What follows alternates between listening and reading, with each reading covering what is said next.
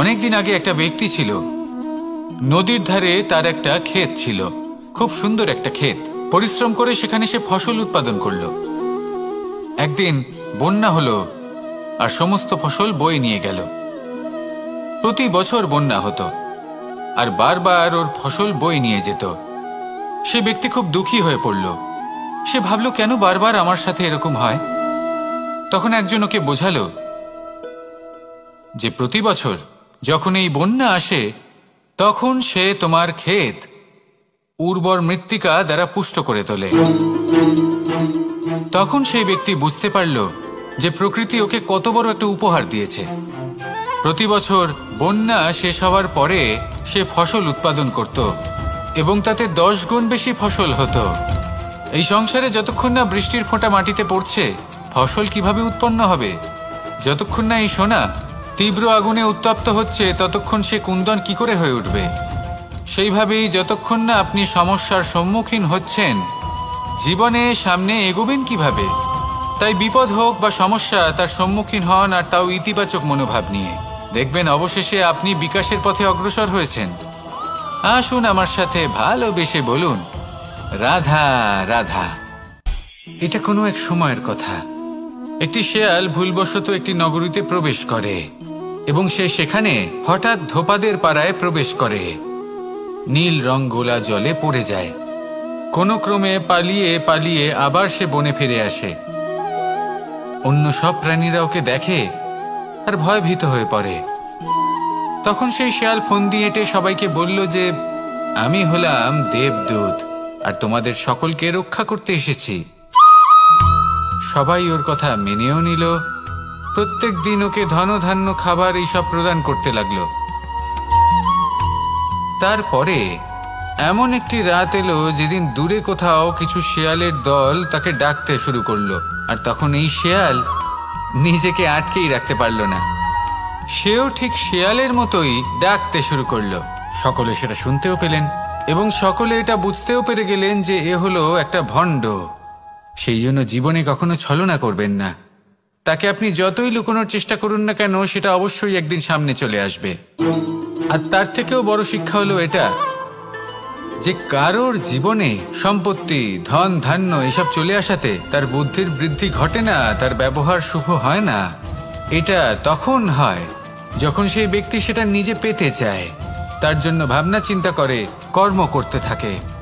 আর যখন একজন ব্যক্তি নিজের বুদ্ধি এবং ব্যবহার উন্নত এবং শ্রেষ্ঠ করে তুলতে পারেন, তখন তিনি নির্ধন হয়েও ধন অর্জন করতে পারেন।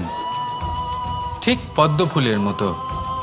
একটি পদ্মফুল কিন্তু জন্ম নেয় পাকের মধ্যে। তারপরেও এই পদ্মফুল দেবতাদের প্রসাধনের অঙ্গ হয়ে ওঠে। আসুন আর আমার সাথে ভালোবেসে বলুন, রাধা রাধা। মানুষের শরীরের বিভিন্ন অঙ্গ দ্বারা ভিন্ন ভিন্ন প্রকারের কাজ করা হয়। আর সেই জন্য মানুষ নিজের শরীরের যত্ন করে, তার খেয়াল রাখে, নিজের শরীরকে সুস্থ রাখে, স্বচ্ছ রাখে, বস্ত্র পরিধান করে, আর কোথাও আঘাত লাগলে ক্ষতস্থান ঢেকে ফেলে। মানুষের শরীরে এমন একটি অঙ্গ আছে যা চোখে দেখা যায় না, যা অদৃশ্য থাকে, কিন্তু সেইটা দিয়ে মানুষের বিষয়ে অনেক কিছু জানা যায়। এবং মানুষের শরীরের সেই অঙ্গের নাম হলো বাণী, আপনার ভাষা। আপনি যেভাবে কথা বলেন, যার সাথে কথা বলেন, আপনি যেভাবে শব্দ চয়ন করেন, তার দ্বারা আপনার বিষয়ে অনেক কিছু বোঝা যায়, আপনার ব্যক্তিত্বের বিষয়ে অনেক কিছু বোঝা যায়। সেই জন্য সবসময় কিছু বলার আগে একটু ভেবে নিন, নিজের কথার ওপর একটু নিয়ন্ত্রণ রাখুন। আমার কথা শুনুন, এই হৃদয়কে শুদ্ধ করে তুলুন। যদি এই হৃদয় শুদ্ধ থাকে, তাহলে সর্বদা মধুর বাণী নির্গত হবে, যা সবাইকে প্রফুল্ল করে তুলবে। আর তখন এই মন প্রসন্ন হয়ে বলবে, রাধা রাধা। কিছু মানুষ চিরকাল দুঃখে থাকেন, বলেন যে দূরত্বের কারণে ওনাদের ভালোবাসা সমাপ্ত হয়ে গেছে। এমনও কিছু মানুষ আছেন যারা বলেন যে দূরত্বের জন্য ভালোবাসা বৃদ্ধি পায়। কেউ বলেন কাছাকাছি এলে ভালোবাসা বৃদ্ধি পায়। কিন্তু আসল সত্য হলো এটাই যে দূরত্ব ভালোবাসা পরিমাপ করার কোনো মাপদণ্ডই নয়। চাতক পাখিকে দেখুন, সারা বছর সে অপেক্ষা করে যে কখন বর্ষা আসবে আর ওর তৃষ্ণা নিবারণ হবে। বর্ষার জল ছাড়া ও আর অন্য কোনো জল পান করে না। তাহলে বলুন, এই যে দূরত্বের জন্য ওদের ভালোবাসা কি সমাপ্ত হলো? এই ভালোবাসা আপনার মানসিকতা বুঝতে পারে, সে আপনার মনে লুকিয়ে থাকা আবেগ বুঝে নিতে পারে। তা সে আপনি যতই দূরে চলে যান না কেন, যতই কাছে আসুন না কেন, শুধু নিজের আবেগগুলিকে কখনো মলিন হতে দেবেন না, স্বার্থ জড়িয়ে ফেলবেন না। প্রেমকে পবিত্র করে তুলুন, এই প্রেম ক্রমাগত বৃদ্ধি পাবে। আসুন আর এই ভালোবাসার সাথে বলুন, রাধা রাধা। মানুষ নিজের জীবনে সেই সব কিছু লাভ করতে পারে যা সে কামনা করে। শুধু প্রয়োজন হলো ইচ্ছে এবং সিদ্ধান্তের। এবার এই ইচ্ছে আসলে কি? সেটা হলো এই মনে প্রকট হওয়া একটি ভাবনা, একটি আবেগ। শুধু তা দিয়ে কিছুই হয় না। যখন সেই ইচ্ছের সাথে দৃঢ় প্রতিজ্ঞা জুড়ে যায়, তখন বিষয়টা এগোতে থাকে। একটা উদাহরণ দিই, ধরুন আপনি মরুভূমিতে আছেন এবং আপনি মধুর জল পান করতে চান। এটা হলো শুধুমাত্র আপনার মনের একটি ইচ্ছে। যখন এই ইচ্ছের সাথে সিদ্ধান্ত জুড়ে যায়, তখন আপনি সেই মরুভূমিতে গর্ত খুঁড়তে চেষ্টা করেন। আর যখন এই সিদ্ধান্তের সাথে নিষ্ঠা জড়িত হয়, তখন আপনাকে সেই জল লাভ করার থেকে কেউ বাধা দিতে পারে না।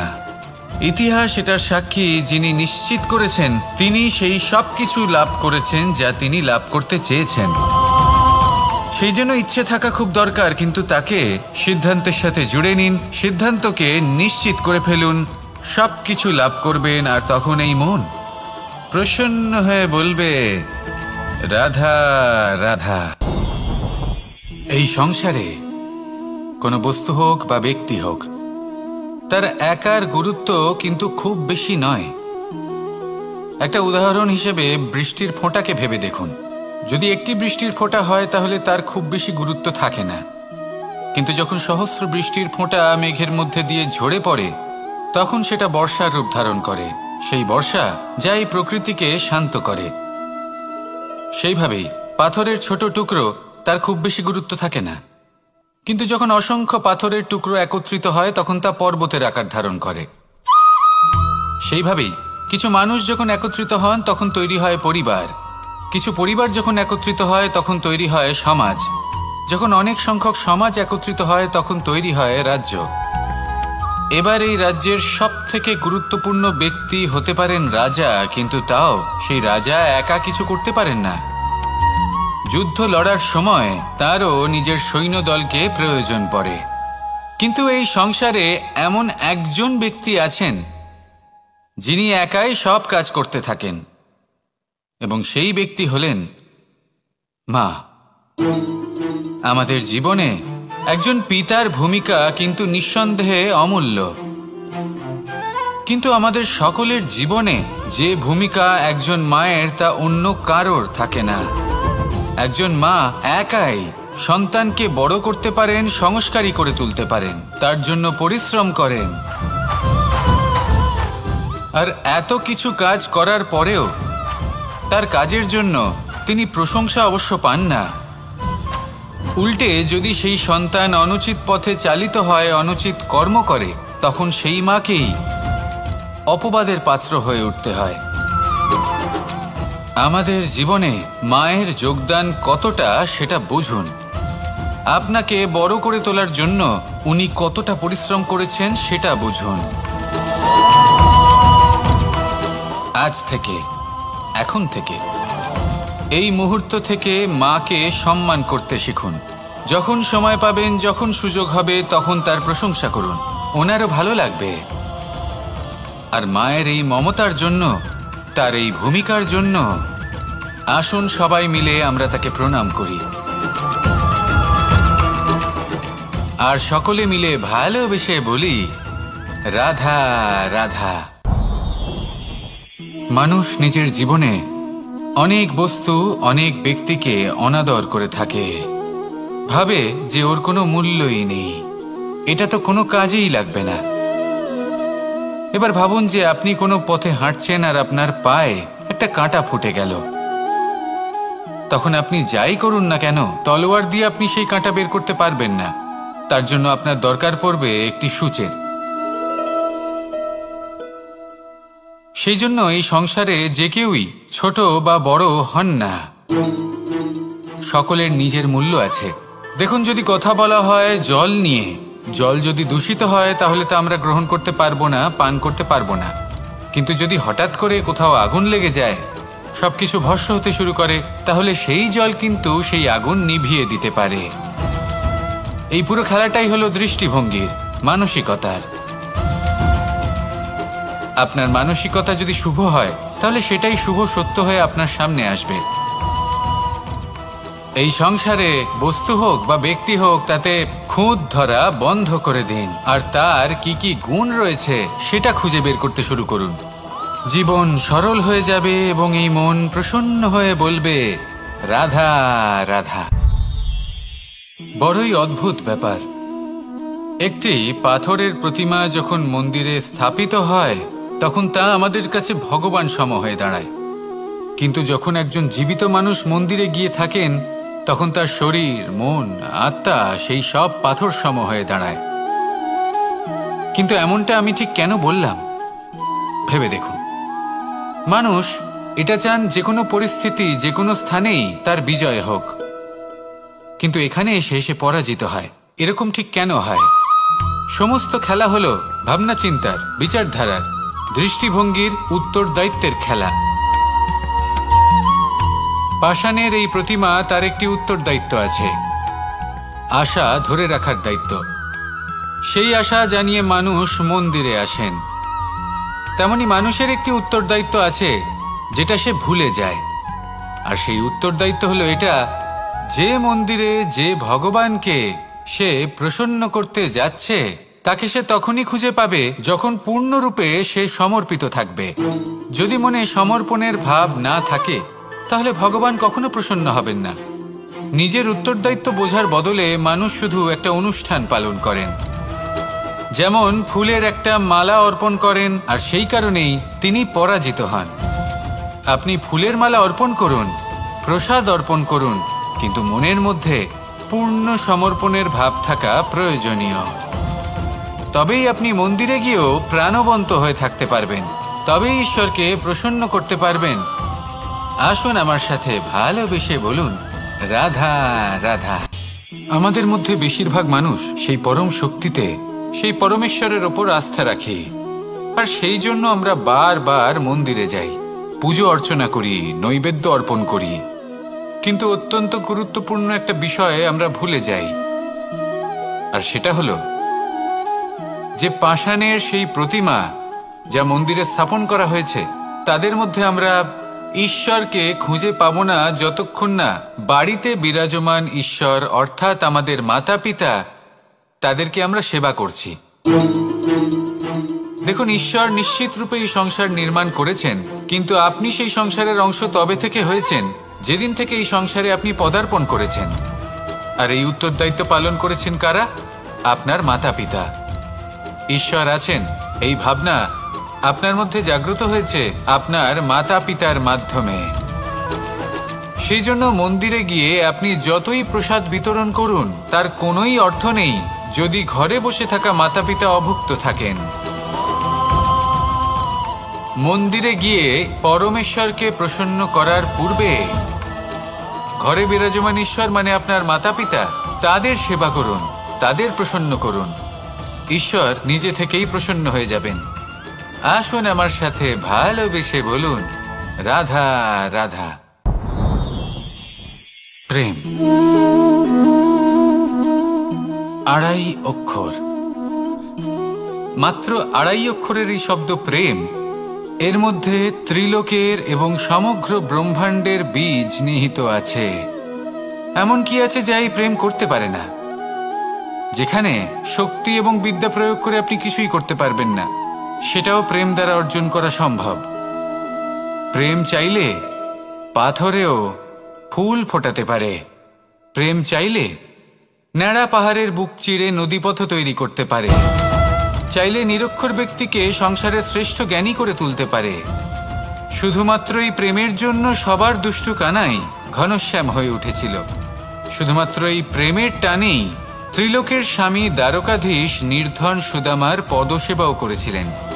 এই প্রেম হলো সংসারের সবথেকে বড় শক্তি। এই সংসারের আধার হলো প্রেম। এমন কিচ্ছু নেই যা এই প্রেমের পক্ষে সম্ভব নয়। যেখানে বিদ্যা এবং শক্তি সাহায্য করতে পারে না, সেখানে এই প্রেম আপনাকে জয়ী করে দিতে পারে। তাহলে আসুন আর আমার সাথে ভালোবেসে বলুন, রাধা রাধা। সমুদ্র মন্থনের সময় দুই ধরনের রত্ন লাভ করা হয়েছিল। প্রথম হলাহল, যার প্রভাব থেকে এই সমস্ত সংসারের জীবের প্রাণ বাঁচানোর জন্য মহাদেব তাকে নিজের কণ্ঠে ধারণ করে নিয়েছিলেন। আর দ্বিতীয় অমৃত, যেটা কিঞ্চিত পরিমাণ মাত্রায় পাওয়া গেছিল। কখনো কখনো জীবনে এমন কোনো বস্তু যা আপনি প্রয়োজনের থেকেও অনেক বেশি মাত্রায় ভোগের জন্য লাভ করে থাকেন, তা আপনার জন্য বিষ প্রমাণিত হতে পারে। যেমন জল, প্রয়োজনের থেকে অনেক বেশি মাত্রায় যদি এই জল আসে তাহলে আপনার প্রাণ কাটতে পারে। কিন্তু পরিশ্রমের পরে এক পাত্র শীতল জল দ্বারা আপনি যদি স্নান করে নেন, তাহলে তা আপনার শরীরের জন্য অমৃত হবে। পরিশ্রম করার পরে যদি আপনার শরীর এক পাত্র খাবার লাভ করে, তাহলে তা আপনার শরীরের জন্য অমৃত। কিন্তু যদি কোনো পরিশ্রম না করেই আপনি দিনরাত শুধুই খাবার গ্রহণ করতে থাকেন, তাহলে আপনার কাছে তা বিষ সমান। বিষ এবং অমৃত গ্রহণ করাটা আপনার উপরে নির্ভর করছে। কোনো বস্তু আপনার পক্ষে বিষও হতে পারে, আবার অমৃতও হতে পারে। নির্ভর করছে যে আপনি সেটা কিভাবে ব্যবহার করছেন, কতটা মাত্রায় ব্যবহার করছেন। আসুন আমার সাথে ভালোবেসে বলুন, রাধা রাধা।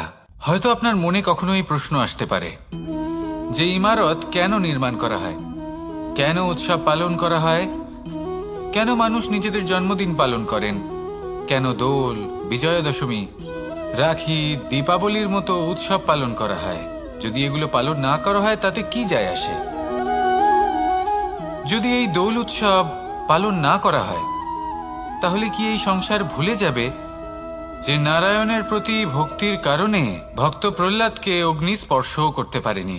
যদি বিজয়া দশমী পালন না করা হয়, তাহলে কি এই সংসার ভুলে যাবে যে এই দিনে শ্রীরাম রাবণকে বধ করেছিলেন?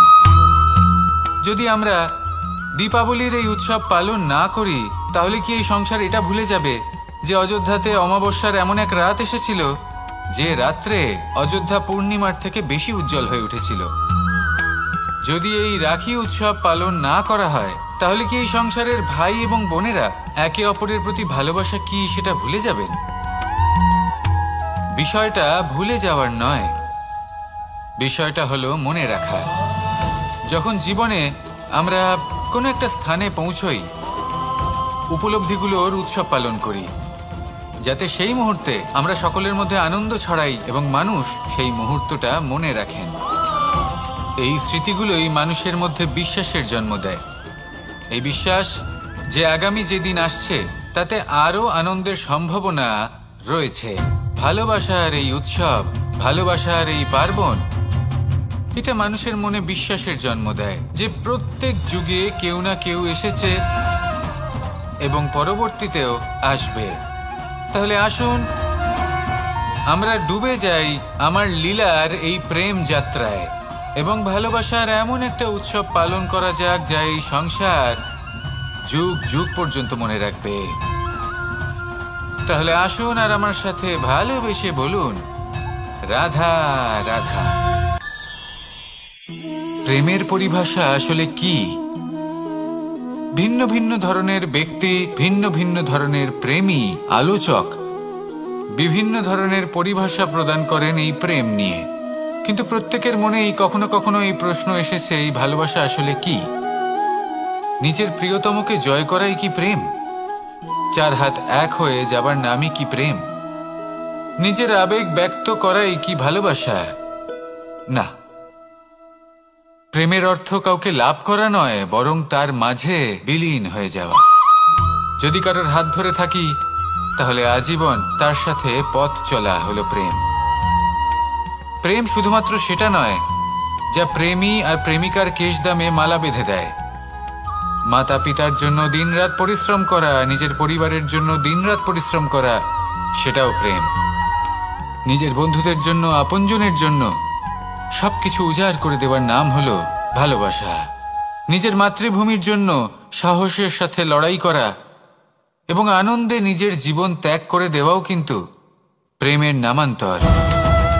সেই জন্য যারা বুদ্ধিমান ব্যক্তি তারা কখনো প্রেমের পরিভাষা খুঁজতে চান না, কারণ তারা জানেন যে এই প্রেম কতটা বিশাল। তারা জানেন যে এই প্রেম হলো এক বিশাল সাগর, যাকে নিজের মুঠোয় ধরে রাখা যায় না। সেই জন্য এই প্রেমের সাগরে ডুবে যান এবং সকলকে ভালোবাসতে শিখুন। যদি সবাইকে ভালোবাসতে পারেন তাহলে তাদেরও কল্যাণ হবে, যারা আপনাকে ভালোবাসে তাদেরও কল্যাণ হবে যাদেরকে আপনি ভালোবাসেন, আর আপনারও কল্যাণ হবে। আর তখন এই মন ভালোবেসে বলবে, রাধা রাধা। কখনো কখনো আমরা খুব ব্যথিত হয়ে পড়ি। আমরা নিজেদের পরিবারের জন্য এত কিছু করি আর তারা আমাদের দেখলেই ভয়ভীত হয়ে পড়ে, আমাদের দেখলে বিরক্ত হয়। কখনো নিজেদের সন্তানকে বিকাশের পথে অগ্রসর করার জন্য আমরা তাদের উপর একটু জোর দিই যাতে তারা পরিশ্রম করে, কিন্তু সেই সন্তান আমাদের উপর বিরক্ত হয়ে পড়ে। কখনো সন্তানকে সঠিক শিক্ষা দেওয়ার জন্য আমরা তাদের কিছু সীমা নির্ধারিত করি, তখন সেই সন্তানের চোখে নিজেদের জন্য আমরা ঘৃণা দেখতে পাই। মানুষ কেন ব্যথিত হবে না? দেখুন, যখন সূচের দ্বারা আপনি বস্ত্র সেলাই করেন তখন সূচের আঘাত সেই বস্তুকে সহ্য করতে হয়, কিন্তু তাতে সেই সূচ বা আপনার উদ্দেশ্যে কোনো প্রভাব পড়া উচিত নয়, কারণ আপনি তো আপনার কর্ম করছেন, আর তাও পূর্ণ নিষ্ঠা ভরে, এবং অবশেষে আপনার উদ্দেশ্য শুভ প্রমাণিত হবে। তাই কেউ বিরক্ত হচ্ছে বলে বা কারোর চোখে নিজের প্রতি ঘৃণা দেখার ভয় কখনো পিছিয়ে যাবেন না। কষ্ট না করে বিকাশ সম্ভব নয়। কর্ম করতে থাকুন, সব কিছু শুভ হবে। আসুন আমার সাথে ভালোবেসে বলুন, রাধা রাধা। মাতা পিতার মনে সবসময় এই বাসনা বাস করে যে ওনাদের সন্তানের যেন মঙ্গল হয়। নিজের সন্তানকে সেই সবকিছু দেবার সবসময় চেষ্টা করতে থাকেন যেগুলো তারা নিজেরা নিজেদের জীবনে কখনো পেতে পারেননি, এবং এই প্রক্রিয়ায় সবথেকে গুরুত্বপূর্ণ বিষয়টি ভুলে যান, নিজের সন্তানকে সেই জিনিস দেওয়া যেটা উনি সবথেকে আগে পেয়েছেন। আমি ধনের কথা বলছি না, আমি বলতে চাইছি নিজের অভিজ্ঞতা দ্বারা ওনারা যে মানসিক স্থিতি লাভ করেছেন, ওনারা যে মর্যাদা লাভ করেছেন, যে শিক্ষা ওনারা লাভ করেছেন, সবার আগে নিজের সন্তানকে সেটা দেওয়া প্রয়োজন। সেটা যদি নিজের সন্তানকে দিতে পারেন তাহলে এই সন্তান জীবনে তার পথে এগোতেও পারবে, ধন অর্জনও করতে পারবে এবং শক্তিশালী অনুভবও করতে পারবে। সেই জন্য সন্তানকে সবার আগে সেটা দান করুন যেটা সব থেকে বেশি মূল্যবান। সেটা দিন যেটা আপনি সবার আগে লাভ করেছেন। আসুন আমার সাথে ভালোবেসে বলুন, রাধা রাধা। ধন, সম্পদ, ঐশ্বর্য, মানুষ হয় নিজের সৌভাগ্যের দ্বারা এগুলো লাভ করে থাকেন বা কর্মের দ্বারা। সৌভাগ্য আসলে কি? গ্রহের দশা যা প্রত্যেক মুহূর্তে বদলাতে থাকে। কর্মের মাধ্যমে যখন আপনি ধন অর্জন করেন তখন সেই ধন আপনার আগামী প্রজন্ম লাভ করে। সেটা হয় সে ভোগ করে বা তার জন্য তার ভোগান্তি হয়, আর এটা নির্ভর করছে আপনার কর্মের ওপরে। কি কর্ম করেছেন আপনি সেই ধনকে লাভ করার জন্য? যদি আপনি সৎ পথে চলেন, নিষ্ঠা ভরে আপনি কর্ম করে থাকেন এবং তার ফলে আপনি ধন অর্জন করে থাকেন, তাহলে আপনার আগামী প্রজন্ম সেটা ভোগ করবে, সেটা প্রয়োগ করবে নিজের বিকাশের জন্য। কিন্তু যদি আপনি কুকর্ম করে থাকেন, কোনো রকম ছলনা করে থাকেন এই ধন লাভ করার জন্য, তাহলে 100% আপনার আগামী প্রজন্মকে এর জন্য ভুগতেই হবে। তাহলে আপনি কি চাইবেন? যে আপনার আগামী প্রজন্ম সুখ ভোগ করবে নাকি আপনার কুকর্মের পরিণাম ভোগ করবে? নির্বাচন আপনারই। আসুন আমার সাথে ভালোবেসে বলুন, রাধা রাধা। অনেকদিন আগে একটা ব্যক্তি ছিল, নদীর ধারে তার একটা ক্ষেত ছিল, খুব সুন্দর একটা ক্ষেত। পরিশ্রম করে সেখানে সে ফসল উৎপাদন করলো। একদিন বন্যা হলো আর সমস্ত ফসল বয়ে নিয়ে গেল। প্রতি বছর বন্যা হতো আর বারবার ওর ফসল বয়ে নিয়ে যেত। সে ব্যক্তি খুব দুঃখী হয়ে পড়ল। সে ভাবল, কেন বারবার আমার সাথে এরকম হয়? তখন একজন ওকে বোঝালো যে প্রতি বছর যখন এই বন্যা আসে তখন সে তোমার ক্ষেত উর্বর মৃত্তিকা দ্বারা পুষ্ট করে তোলে। তখন সেই ব্যক্তি বুঝতে পারল যে প্রকৃতি ওকে কত বড় একটা উপহার দিয়েছে। প্রতি বছর বন্যা শেষ হওয়ার পরে সে ফসল উৎপাদন করত এবং তাতে 10 গুণ বেশি ফসল হতো। এই সংসারে যতক্ষণ না বৃষ্টির ফোঁটা মাটিতে পড়ছে, ফসল কিভাবে উৎপন্ন হবে? যতক্ষণ না এই সোনা তীব্র আগুনে উত্তপ্ত হচ্ছে, ততক্ষণ সে কুন্দন কি করে হয়ে উঠবে? সেইভাবেই যতক্ষণ না আপনি সমস্যার সম্মুখীন হচ্ছেন, জীবনে সামনে এগোবেন কিভাবে? তাই বিপদ হোক বা সমস্যা, তার সম্মুখীন হন, আর তাও ইতিবাচক মনোভাব নিয়ে। দেখবেন অবশেষে আপনি বিকাশের পথে অগ্রসর হয়েছেন। আসুন আমার সাথে ভালোবেসে বলুন, রাধা রাধা। এটা কোনো এক সময়ের কথা। একটি শেয়াল ভুলবশত একটি নগরীতে প্রবেশ করে এবং সে সেখানে হঠাৎ ধোপাদের পাড়ায় প্রবেশ করে। নীল রং গোলা জলে পড়ে যায়। কোনো ক্রমে পালিয়ে পালিয়ে আবার সে বনে ফিরে আসে। অন্য সব প্রাণীরা ওকে দেখে আর ভয়ভীত হয়ে পড়ে। তখন সেই শেয়াল ফোন দিয়ে এটে সবাইকে বলল যে, আমি হলাম দেবদূত আর তোমাদের সকলকে রক্ষা করতে এসেছি। সবাই ওর কথা মেনেও নিল। প্রত্যেক দিন ওকে ধনধান্য খাবার এইসব প্রদান করতে লাগলো। তারপরে এমন একটি রাত এলো যেদিন দূরে কোথাও কিছু শেয়ালের দল তাকে ডাকতে শুরু করলো। আর তখন এই শেয়াল নিজেকে আটকেই রাখতে পারল না। সেও ঠিক শেয়ালের মতোই ডাকতে শুরু করলো। সকলে সেটা শুনতেও পেলেন এবং সকলে এটা বুঝতেও পেরে গেলেন যে এ হলো একটা ভণ্ড। সেই জন্য জীবনে কখনো ছলনা করবেন না। তাকে আপনি যতই লুকোনোর চেষ্টা করুন না কেন, সেটা অবশ্যই একদিন সামনে চলে আসবে। আর তার থেকেও বড় শিক্ষা হলো এটা যে কারোর জীবনে সম্পত্তি, ধন ধান্য এসব চলে আসাতে তার বুদ্ধির বৃদ্ধি ঘটে না, তার ব্যবহার শুভ হয় না। এটা তখন হয় যখন সেই ব্যক্তি সেটা নিজে পেতে চায়, তার জন্য ভাবনা চিন্তা করে, কর্ম করতে থাকে। আর যখন একজন ব্যক্তি নিজের বুদ্ধি এবং ব্যবহার উন্নত এবং শ্রেষ্ঠ করে তুলতে পারেন, তখন তিনি নির্ধন হয়েও ধন অর্জন করতে পারেন। ঠিক পদ্মফুলের মতো। একটি পদ্মফুল কিন্তু জন্ম নেয় পাকের মধ্যে। তারপরেও এই পদ্মফুল দেবতাদের প্রসাধনের অঙ্গ হয়ে ওঠে। আসুন আর আমার সাথে ভালোবেসে বলুন, রাধা রাধা। মানুষের শরীরের বিভিন্ন অঙ্গ দ্বারা ভিন্ন ভিন্ন প্রকারের কাজ করা হয়, আর সেই জন্য মানুষ নিজের শরীরের যত্ন করে, তার খেয়াল রাখে, নিজের শরীরকে সুস্থ রাখে, স্বচ্ছ রাখে, বস্ত্র পরিধান করে, আর কোথাও আঘাত লাগলে ক্ষতস্থান ঢেকে ফেলে। মানুষের শরীরে এমন একটি অঙ্গ আছে যা চোখে দেখা যায় না, যা অদৃশ্য থাকে, কিন্তু সেইটা দিয়ে মানুষের বিষয়ে অনেক কিছু জানা যায়। এবং মানুষের শরীরের সেই অঙ্গের নাম হলো বাণী, আপনার ভাষা। আপনি যেভাবে কথা বলেন, যার সাথে কথা বলেন, আপনি যেভাবে শব্দ চয়ন করেন, তার দ্বারা আপনার বিষয়ে অনেক কিছু বোঝা যায়, আপনার ব্যক্তিত্বের বিষয়ে অনেক কিছু বোঝা যায়।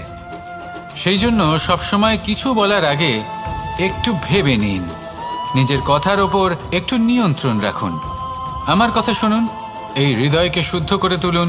যদি এই হৃদয় শুদ্ধ থাকে, তাহলে সর্বদা মধুর বাণী নির্গত হবে, যা সবাইকে প্রফুল্ল করে তুলবে। আর তখন এই মন প্রসন্ন হয়ে বলবে, রাধা রাধা।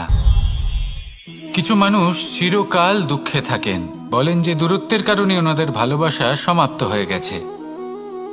এমনও কিছু মানুষ আছেন যারা বলেন যে দূরত্বের জন্য ভালোবাসা বৃদ্ধি পায়। কেউ বলেন কাছাকাছি এলে ভালোবাসা বৃদ্ধি পায়। কিন্তু আসল সত্য হলো এটাই যে দূরত্ব ভালোবাসা পরিমাপ করার কোনো মাপদণ্ডই নয়। চাতক পাখিকে দেখুন, সারা বছর সে অপেক্ষা করে যে কখন বর্ষা আসবে আর ওর তৃষ্ণা নিবারণ হবে। বর্ষার জল ছাড়া ও আর অন্য কোনো জল পান করে না। তাহলে বলুন, এই যে দূরত্বের জন্য ওদের ভালোবাসা কি সমাপ্ত হলো? এই ভালোবাসা আপনার মানসিকতা বুঝতে পারে, সে আপনার মনে লুকিয়ে থাকা আবেগ বুঝে নিতে পারে। তা সে আপনি যতই দূরে চলে যান না কেন, যতই কাছে আসুন না কেন, শুধু নিজের আবেগগুলিকে কখনো মলিন হতে দেবেন না, স্বার্থ জড়িয়ে ফেলবেন না। প্রেমকে পবিত্র করে তুলুন, এই প্রেম ক্রমাগত বৃদ্ধি পাবে। আসুন আর এই ভালোবাসার সাথে বলুন, রাধা রাধা। মানুষ নিজের জীবনে সেই সব কিছু লাভ করতে পারে যা সে কামনা করে। শুধু প্রয়োজন হলো ইচ্ছে এবং সিদ্ধান্তের। এবার এই ইচ্ছে আসলে কি? সেটা হলো এই মনে প্রকট হওয়া একটি ভাবনা, একটি আবেগ। শুধু তা দিয়ে কিছুই হয় না। যখন সেই ইচ্ছের সাথে দৃঢ় প্রতিজ্ঞা জুড়ে যায়, তখন বিষয়টা এগোতে থাকে। একটা উদাহরণ দিই, ধরুন আপনি মরুভূমিতে আছেন এবং আপনি মধুর জল পান করতে চান। এটা হলো শুধুমাত্র আপনার মনের একটি ইচ্ছে। যখন এই ইচ্ছের সাথে সিদ্ধান্ত জুড়ে যায়, তখন আপনি সেই মরুভূমিতে গর্ত খুঁড়তে চেষ্টা করেন। আর যখন এই সিদ্ধান্তের সাথে নিষ্ঠা জড়িত হয়, তখন আপনাকে সেই জল লাভ করার থেকে কেউ বাধা দিতে পারে না। ইতিহাস এটার সাক্ষী, যিনি নিশ্চিত করেছেন তিনি সেই সব কিছু লাভ করেছেন যা তিনি লাভ করতে চেয়েছেন। সেই জন্য ইচ্ছে থাকা খুব দরকার, কিন্তু তাকে সিদ্ধান্তের সাথে জুড়ে নিন, সিদ্ধান্তকে নিশ্চিত করে ফেলুন, সব কিছু লাভ করবেন। আর তখন এই মন প্রসন্ন হয়ে বলবে, রাধা রাধা। এই সংসারে কোনো বস্তু হোক বা ব্যক্তি হোক, তার একার গুরুত্ব কিন্তু খুব বেশি নয়। একটা উদাহরণ হিসেবে বৃষ্টির ফোঁটাকে ভেবে দেখুন। যদি একটি বৃষ্টির ফোঁটা হয় তাহলে তার খুব বেশি গুরুত্ব থাকে না, কিন্তু যখন সহস্র বৃষ্টির ফোঁটা মেঘের মধ্যে দিয়ে ঝরে পড়ে, তখন সেটা বর্ষার রূপ ধারণ করে। সেই বর্ষা যা এই প্রকৃতিকে শান্ত করে। সেইভাবেই পাথরের ছোট টুকরো, তার খুব বেশি গুরুত্ব থাকে না, কিন্তু যখন অসংখ্য পাথরের টুকরো একত্রিত হয় তখন তা পর্বতের আকার ধারণ করে। সেইভাবেই কিছু মানুষ যখন একত্রিত হন তখন তৈরি হয় পরিবার, কিছু পরিবার যখন একত্রিত হয় তখন তৈরি হয় সমাজ, যখন অনেক সংখ্যক সমাজ একত্রিত হয় তখন তৈরি হয় রাজ্য। এবার এই রাজ্যের সব থেকে গুরুত্বপূর্ণ ব্যক্তি হতে পারেন রাজা, কিন্তু তাও সেই রাজা একা কিছু করতে পারেন না। যুদ্ধ লড়ার সময় তারও নিজের সৈন্যদলকে প্রয়োজন পড়ে। কিন্তু এই সংসারে এমন একজন ব্যক্তি আছেন যিনি একাই সব কাজ করতে থাকেন, এবং সেই ব্যক্তি হলেন মা। আমাদের জীবনে একজন পিতার ভূমিকা কিন্তু নিঃসন্দেহে অমূল্য, কিন্তু আমাদের সকলের জীবনে যে ভূমিকা একজন মায়ের তা অন্য কারোর থাকে না। একজন মা একাই সন্তানকে বড় করতে পারেন, সংস্কারী করে তুলতে পারেন, তার জন্য পরিশ্রম করেন। আর এত কিছু কাজ করার পরেও তার কাজের জন্য তিনি প্রশংসা অবশ্য পান না। উল্টে যদি সেই সন্তান অনুচিত পথে চালিত হয়, অনুচিত কর্ম করে, তখন সেই মাকেই অপবাদের পাত্র হয়ে উঠতে হয়। আমাদের জীবনে মায়ের যোগদান কতটা সেটা বুঝুন। আপনাকে বড় করে তোলার জন্য উনি কতটা পরিশ্রম করেছেন সেটা বুঝুন। আজ থেকে, এখন থেকে, এই মুহূর্ত থেকে মাকে সম্মান করতে শিখুন। যখন সময় পাবেন, যখন সুযোগ হবে, তখন তার প্রশংসা করুন, ওনারও ভালো লাগবে। আর মায়ের এই মমতার জন্য, তার এই ভূমিকার জন্য আসুন সবাই মিলে আমরা তাকে প্রণাম করি, আর সকলে মিলে ভালোবেসে বলি, রাধা রাধা। মানুষ নিজের জীবনে অনেক বস্তু, অনেক ব্যক্তিকে অনাদর করে থাকে, ভাবে যে ওর কোনো মূল্যই নেই, এটা তো কোনো কাজেই লাগবে না। এবার ভাবুন যে আপনি কোনো পথে হাঁটছেন আর আপনার পায়ে একটা কাঁটা ফুটে গেল। তখন আপনি যাই করুন না কেন, তলোয়ার দিয়ে আপনি সেই কাঁটা বের করতে পারবেন না। তার জন্য আপনার দরকার পড়বে একটি সূচের। সেই জন্য এই সংসারে যে কেউই ছোট বা বড় হন না, সকলের নিজের মূল্য আছে। দেখুন, যদি কথা বলা হয় জল নিয়ে, জল যদি দূষিত হয় তাহলে তা আমরা গ্রহণ করতে পারবো না, পান করতে পারবো না। কিন্তু যদি হঠাৎ করে কোথাও আগুন লেগে যায়, সবকিছু ভস্ম হতে শুরু করে, তাহলে সেই জল কিন্তু সেই আগুন নিভিয়ে দিতে পারে। এই পুরো খেলাটাই হলো দৃষ্টিভঙ্গির, মানসিকতার। আপনার মানসিকতা যদি শুভ হয় তাহলে সেটাই শুভ সত্য হয়ে আপনার সামনে আসবে। এই সংসারে বস্তু হোক বা ব্যক্তি হোক, তাতে খুঁত ধরা বন্ধ করে দিন আর তার কি কি গুণ রয়েছে সেটা খুঁজে বের করতে শুরু করুন। জীবন সরল হয়ে যাবে এবং এই মন প্রসন্ন হয়ে বলবে, রাধা রাধা। বড়ই অদ্ভুত ব্যাপার। একটি পাথরের প্রতিমা যখন মন্দিরে স্থাপিত হয় তখন তা আমাদের কাছে ভগবান সম হয়ে দাঁড়ায়। কিন্তু যখন একজন জীবিত মানুষ মন্দিরে গিয়ে থাকেন তখন তার শরীর, মন, আত্মা সেই সব পাথর সম হয়ে দাঁড়ায়। কিন্তু এমনটা আমি ঠিক কেন বললাম ভেবে দেখুন। মানুষ এটা চান যে কোনো পরিস্থিতি, যে কোনো স্থানেই তার বিজয় হোক, কিন্তু এখানে এসে সে পরাজিত হয়। এরকম ঠিক কেন হয়? সমস্ত খেলা হলো ভাবনা চিন্তার, বিচারধারার, দৃষ্টিভঙ্গির, উত্তরদায়িত্বের খেলা। পাষাণের এই প্রতিমা, তার একটি উত্তরদায়িত্ব আছে, আশা ধরে রাখার দায়িত্ব। সেই আশা জানিয়ে মানুষ মন্দিরে আসেন।